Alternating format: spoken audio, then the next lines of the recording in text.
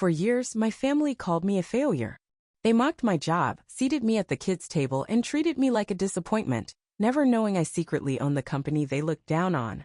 I had no intention of telling my family about my success. They had been making fun of my poor professional decisions for years, and I had put up with their persistent reminders that I was squandering my potential. However, life has a humorous way of bringing people together, especially when you least expect it. The late summer air was heavy with the smell of barbecued meat and barely disguised judgment as the annual Morrison family barbecue got underway. Family members clutching paper plates and lone cups were scattered throughout our expansive backyard, which my parents took great delight in keeping immaculate, their laughter echoing across the well-kept lawn. As I walked up, clutching my meager gift of pasta salad, my mother's voice held that usual tone of disappointment. "Oh, there's Elise. Still working as a secretary, dear?" I straightened my plain, purposefully nondescript sundress and attempted a grin. I was 32 and had perfected the knack of seeming just as incompetent as my family thought I was. Administrative assistant, Mom. At Thompson Industries. With her pricey highlights virtually beaming from her new job as marketing director, my sister Brooke swooped in at that moment, a fancy purse swinging from her arm. "Mom, you won't believe what happened at work today. The CEO himself praised my latest campaign." I suppressed a chuckle as I recalled the email I had read regarding Brooke's presentation earlier that day. Naturally, she was unaware that the compliment had come from her immediate boss rather than the CEO. "That's wonderful, honey," Mom smiled, utterly oblivious to my presence. "You've always been so driven." Unlike. Her gaze shifted from me to someone else. "The problem is that my role at Thompson Industries went beyond simple administrative support. It belonged to me. I had bought the business through a number of shell companies 3 years prior, making sure my name remained a secret. I had spent years accumulating my fortune through astute investments and calculated acquisitions, and the previous owner had been in a desperate attempt to sell. I recently added Thompson Industries to my portfolio. Additionally, I had decided to conceal my ownership. It was simpler that way, no demands, no relatives requesting jobs or favors. It was only me quietly managing a $500 million business, and my family still viewed me as their worst letdown. With her glass of wine sloshing, Aunt Linda waddled over. "Zerd, have you considered enrolling in some business courses? After that, you might be able to advance beyond answering phones." They were unaware that I held a PhD in business strategy in addition to 2 MBAs. "Aunt Linda, I'm fine where I am." "That is your issue." With a burger in hand, my dad joined in. "No aspirations. You're still pushing papers when your sister is already earning 6 figures. Dad, I earned 8 figures last year." Under the plaudits, Brooke sulked. "Actually, next week we have a big company meeting. This is the CEO's first appearance. Everyone is ecstatic." Indeed. At last I had made the decision that it was time to leave the shadows at Thompson Industries. Under my direction, the business had expanded considerably. Despite the fact that I had handled everything via virtual meetings and proxies, I needed to assume a more prominent position since things were about to change. "Are you going to see the CEO at all?" With feigned worry, my mother inquired. "From your tiny desk in the corner, that is." A beautiful black Tesla arrived into our driveway before I could reply. My heart skipped a beat. That Augustinomobile was one I knew. Why had Daniel come here? He was Brooke's immediate boss and one of the few individuals who was aware of my true identity. Brooke smoothed her hair and stood up straight. "Oh my God, my boss is that person. Why is he in this place?" Wearing casual weekend attire that likely cost more than my parents' monthly mortgage, Daniel looked flawless as he got out of his Augustinomobile. When his gaze finally settled on me after searching the crowd, he grinned widely. "Madam Sue," he yelled as he approached us. "I was surprised to see you here today." My father's suddenly limp fingers dropped the hot dog. Brooke's face was completely devoid of color. With a bang that seemed to reverberate throughout the suddenly quiet backyard, my mother's wine glass fell out of her hand and shattered on the patio. I inhaled deeply, straightened my purposefully simple sundress, and grinned. "Hi, Daniel. Greetings from my family's barbecue." The ensuing hush was deafening. In an instant, years of meticulously cultivated deceit came crashing down. Everybody in the backyard was staring at me, their minds rushing to take in this information. Brooke was the first to find her voice, but it sounded more like a squeak. "Are you the CEO? However, that isn't feasible. You only work as a secretary." I smiled calmly as I turned to face her. "I'm actually your employer, Brooke. Thompson Industries is owned by myself. During the previous 3 years, An intriguing hue of purple had appeared on my father's face. What is this joke about? Daniel took a step forward, lending credibility to the disclosure. Oh, sir, it's serious. One of the most intelligent CEOs I've ever had the pleasure of dealing with is your daughter. Under her direction, Thompson Industries' market value has tripled. For support, my mother seized the closest chair. However, you bring spaghetti salad from the grocery store to family get-togethers. That small flat is your home. You wear Target merchandise. At last, a glimpse of my actual self emerged as I straightened my shoulders. Mom, I choose to live a simple life. I don't have to, though. Like wildfire, the rumors began to spread among the assembled family. Aunt Linda's phone was feverishly searching for Thompson Industries. Uncle Robert's drink was choking him. Brooke appeared as though she would pass out. During our family cookout, Daniel appeared to be aware that he had just set off a bomb. Uncomfortably, he cleared his throat. I'm sorry if I went too far, Madam Sue. I decided to stop by to talk about the Morgan acquisition after seeing the location in the company's old records. Brooke's voice became harsh with incredulity and mounting rage before I could reply. This is absurd. You've been what? I've been working really hard for 3 years to get up the corporate ladder. Surreptitiously observing me? Making fun of me in private? I slowly looked into her eyes. No, Brooke. I have been managing a business. All of your promotions, pay raises, and performance evaluations were determined by your merit, or lack thereof. I took a deep breath. Including when you claimed credit for the work done by your team. She became quite crimson. Every member of the family was aware that Brooke frequently claimed credit for other people's accomplishments. Since we were young, she had been doing it. My father abruptly declared, in a rough, defiant voice, "You're lying." Our Elise? Who? She has a hard time choosing what to dress in the morning. His remarks gave me a well-known sting, but I was overacting small. Dad, are you interested in seeing my financial statements? Or perhaps the quarterly reports of the business? By now, Aunt Linda must have discovered a ton of articles. Yes, Aunt Linda's face was getting paler by the moment as she stared at her phone. Oh my God, Thompson Industries is worth. At last, my mom had discovered her voice. Why didn't you tell us, though? Why act like you're less? I turned to face my family, the individuals who had ridiculed my decisions, dismissed me, and treated me as though I was somehow lacking because I didn't share my goals with them. Did you think I was real? Quietly, I inquired. You informed everyone that I had been fired when I quit Williams & Partners to launch my own investing company. You referred to me as a failure when I downsized to save money for purchases. You claimed that I was unable to maintain a social life as I worked late into the night to establish my business. Daniel shifted uneasily, obviously aware that he was seeing something very intimate. He said, perhaps I should return another time. No, stay, I firmly responded. We may as well make everything public right now. I looked at my family again. I didn't share my achievement because I wanted to achieve it on my own terms, free from your demands or expectations. And truthfully, I learned everything I needed to know about you from the way you treated me when you believed I was merely a secretary. Justin, Brooke's husband, who had been silently observing the drama, abruptly broke the silence. Hold on, if you're the CEO, that implies. His discovery caused his voice to falter. Yes, I said. Last month, I was the one who turned down your request for a private office. The business was unable to defend giving a mid-level manager a corner office. The assembled family members erupted into ill-concealed chuckles. Brooke's face became red. I take it that the Morgan acquisition you brought up has to do with the merger. My Uncle Robert, who practices corporate law, spoke up. Already circling, the family vultures saw an opening in their recently found prosperous cousin. I calmly retorted. That's confidential company information. The raise Brooke has been boasting about won't happen just like that. That is not possible. Brooke objected to that. That is prejudice. I said. You went over budget on your last 3 projects. The company's greatest turnover rate is found in your team.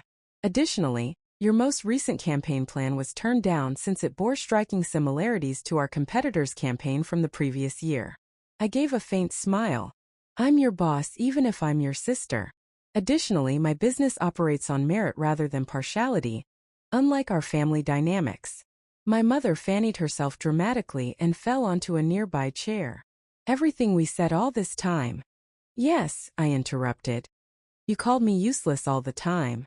I was always sat at the children's table during family gatherings since I hadn't achieved enough to be seated with the adults.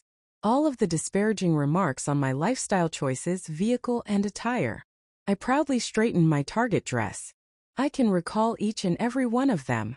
The ensuing quiet was laden with sadness and knowledge. In the last 10 minutes, my father appeared to have aged by 10 years. Brooke was presumably figuring out how many more payments she could make with her present paycheck, while she looked at her pricey shoes. Daniel cleared his throat. In fairness, your daughter has established one of the most reputable businesses in the sector. We have the highest employee satisfaction rates in the industry. We offer outstanding profit margins. Also, business schools study our corporate culture. Speaking of business, I continued, taking an envelope out of my plain handbag and said, I have something for you, Dad. As he took it, his hand shook a little. A property deed for his cherished backyard was inside. The location of numerous family get-togethers when I had been disparaged and ignored. I said, the mortgage you've been having trouble with paid off. Think of it as a payback for all the money you didn't spend on me. Aunt Linda's drink suffocated her. Uncle Robert let his phone fall. This time, Brooke appeared as though she might truly faint. I went to my colleague and purposefully changed my voice to that of the CEO, I use in board meetings when discussing the Morgan purchase. Now, Daniel, I said, shall we have dinner and talk about it? Although none of my relatives own it, I am aware of a great restaurant. I heard my mother's tremulous voice calling out as Daniel, and I left my shell-shocked family behind and headed toward his Tesla. What about the barbecue, though? I took one more look back, taking in the strewn paper plates, the discarded potato salad, and my family members' motionless faces. We're probably done here. I have a business to manage. I grinned, releasing all the success I had been keeping buried for years. Brooke, too? Make sure you arrive on time for next week's company meeting. We will be making some announcements on organizational adjustments. Before Daniel spoke, there was a little period of silence on the drive away from my parents' house. I sincerely regret letting that bomb drop. I was unaware that they were unaware. Feeling lighter than I have in years, I laughed. Avoid apologizing. Even if they are not planned, some revelations must occur. Daniel looked worriedly at me and asked, will you be okay? I reflected on the years I had spent in hiding, minimizing myself, and putting up with their callous violence. I considered how liberating it would be to be accepted for who I truly was at last. As I watched my family's home vanish from view in the rearview mirror, I asked, you know what? I've never been better. The next week, instead of my typical modest dress, I wore a power suit when I entered Thompson Industries. Employees were performing second takes when they recognized the quiet woman they had hardly noticed before, and the chatter followed me down the hallway. Brooke stood outside my office waiting. Her move to our smaller satellite office across town was already reflected on her new ID badge. Being CEO occasionally required making difficult choices. It occasionally required creating those that were required. I looked at the family photo I had been hiding in my drawer for years as I took a seat behind my desk. It depicted a younger me standing a little distance away from my happy family, already learning how to blend in and become less noticeable. I removed the picture's frame and tossed it into the shredder. Then, like I had done for the previous 3 years, I opened my laptop and started my day by managing my business, making choices, and, at last, living my truth. I would no longer be to work as the secretary I had been posing as. I had always been a CEO with a business to manage. On the other side of town, my family was still struggling to comprehend that their biggest setback had turned into their biggest triumph. However, I no longer required their consent. Even though they were just now recognizing it, I had already stopped waiting for it on the day I purchased my first business. I discovered that an audience was not necessary for success. Conviction was all that was required, along with perhaps a spectacular revelation during a family cookout. The weeks that followed the barbecue revelation were filled with awkward family situations and business changes. My phone was continuously buzzing with messages from family members I hadn't spoken to in years, each of whom had an amazing business idea to share and a spontaneous memory of our unique link. In regards to her son's venture, Aunt Linda called. Uncle Robert wanted to go over the legal agreement we had with the company. Members of my mother's bridge club even began to appear at Thompson Industries' front desk, claiming to be close relatives. I told the guards to turn them all away. The behavior of my parents underwent the most significant change. In an attempt to make up for years of neglect, My mother began bringing cooked lunches to my workplace, complete with chicken sandwiches and apologetic, guilt-ridden statements. One day, she rearranged the family photos she brought to my office to make it more cheerful, saying, "I just don't understand why you felt you couldn't tell us." As soon as she went, I threw them away. "Really, Mother? Do you recall my college graduation, when I received a lecture for squandering my time on business classes rather than finding a husband, while Brooke received a car for reaching the dean's list?" She was graceful enough to appear ashamed. "What was best for you was all we wanted." "No," I informed her. "You desired what other people thought looked the best." My father used a different strategy. As though I might have missed the news about my own company, he began to inundate me with newspaper clippings about Thompson Industries. His scribbled annotations were included in the margins of each article. This was done by my daughter, Elisa's companionship. "That's my gal." Just weeks earlier, he had referred to the same daughter as useless. Brooke found his circumstances to be the most difficult. Following her move to the satellite office, she formally complained of discrimination based on her family. Unaware of her connection to me, our HR department carried out a comprehensive inquiry. She wasn't prepared for the outcomes. She was found to have manipulated timesheets, taken credit for the work of others, and used business resources for personal projects on several occasions, according to the investigation. Because the evidence was so compelling, I offered her an alternative to dismissing her outright: resign with a good reference or risk being fired in front of everyone. The following day she resigned, but not before one last dramatic scene in my office. "My life is being ruined by you." With mascara streaming down her face, she let out a scream. "After all that I've done for this business." I sat there silent. "What have you done? Is it similar to claiming credit for the Johnson advertising that your assistant created?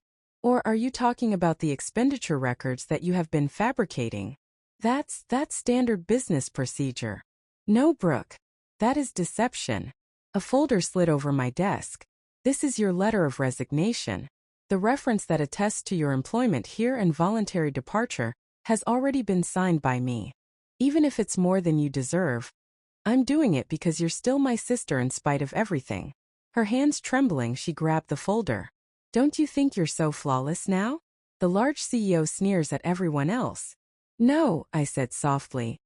"I believe that I have at last stopped allowing my family to determine my value. My parents texted me repeatedly after she left, requesting that I make amends with Brooke.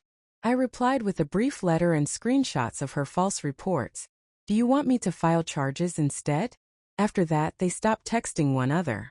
My implementation of organizational changes extended well beyond Brooke's departure. I promoted a number of underutilized staff members, restructured the marketing division as a whole, and put in place a new merit-based evaluation system. Nepotism hadn't worked for Thompson Industries, and it wouldn't now. I went to my parents' house for Thanksgiving, another family get-together, 6 months after the barbecue revelation. This time I showed up in my Tesla, dressed appropriately for my position. The disparity in my treatment was both humorous and depressing. Previously uninterested relatives suddenly listened intently to what I said. Aunt Linda boasted about her CEO niece to her friends. A newspaper story regarding Thompson Industries was prominently placed on the mantelpiece by Uncle Robert. Brooke did not go. After learning that her family name no longer carried the same weight as it previously did, she accepted a position at a lesser corporation. She was finally having to rely on her own abilities rather than her family ties, and I learned through the grapevine that she was doing well. My mother clinked her glass to get attention as we sat down to eat. She said, her voice wavering a little, "I'd like to make a toast to Elise, who taught us all that success isn't always what we think it will be." Along with the others, I raised my glass, but I contributed a silent addition of my own. "And to authenticity, which is more important than looks." My father caught me by the door when I was about to depart later that night. He appeared older and more unsure than I had ever seen him before. "I was mistaken," he replied plainly. "Almost everything. Regarding you." I nodded, acknowledging what he had said, but not apologizing. The healing process varies for different wounds. The next Monday, I reflected on how drastically my life had changed as I sat in my office going over quarterly reports. My helper buzzed in. Your mother is back. Together with lunch. I grinned a little. Inform her that I have a meeting. After all, I had a business to manage. I saw my reflection in the window as I returned to my work. I was strong, self-assured, and no longer disguising who I was. The secretary was gone, replaced by a woman who had discovered that material wealth or social standing aren't the finest forms of retaliation. It's being yourself at last, without apology. There was a frame with a fresh picture on my desk. Not related. However, my executive team was present at our most recent charity function. Because of my job, not because of my name, these were the people who saw me, appreciated me, and respected me. And that was sufficient at last. The problem with revenge is that it doesn't always require shouting bouts or explosions. The harshest truths can sometimes be the quietest. I could have won without fighting my family. All I needed to do was quit making myself smaller to meet their standards.